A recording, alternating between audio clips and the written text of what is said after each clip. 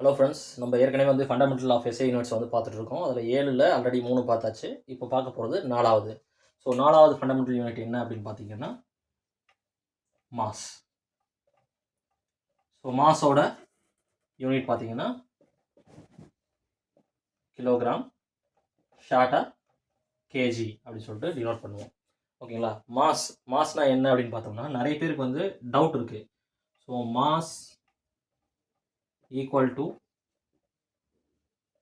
Wait அப்படின்னு நினச்சாங்க. மாஸும் வெயிட்டும் ஈக்குவல் நினச்சிட்டு இருக்காங்க. ஆனால் அது கிடையாது. ஸோ மாஸுக்கும் வெயிட்டுக்கும் நிறைய டிஃப்ரென்ஸ் இருக்குது. மாஸ் அப்படின்னா என்னன்னு பார்த்தீங்கன்னா, ஒரு பொருள் ஒரு கிராவிட்டி இல்லாமல் இருந்தது அப்படின்னா அந்த பொருள் என்ன சொல்லணும்னா மாஸ்ன்னு சொல்லுவோம். ஒரு பொருள் கிராவிட்டியோடு இருந்தது அப்படின்னா அதுக்கான இது வந்து வெயிட்னு சொல்லுவோம். இப்போ எக்ஸாம்பிளுக்கு வந்து வெயிட்டோட ஃபார்முலா பார்ப்போம். Mass into gravity. ஸோ கிராவிட்டியோட வேல்யூ நம்மளுக்கு தெரியும். இப்போ எர்த்துக்கான கிராவிட்டி பார்த்தீங்கன்னா 9.81 நியூட்டன். இதுதான் எர்த்தோட கிராவிட்டி. இதே எர்த்தில் வாட்டரில் நம்ம இருக்கும்போது நம்மளோட கிராவிட்டி என்னென்னு பார்த்தீங்கன்னா வெறும் 1 நியூட்டன் தான்.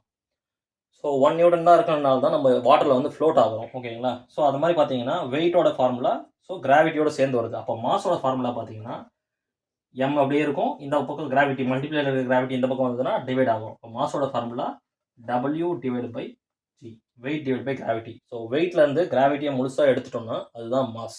புரியுதுங்களா? ஸோ வெயிட்னாலும் கிராவிட்டினாலும் ஒன்று கிடையாது, ரெண்டுமே வேரி. தேங்க்யூ.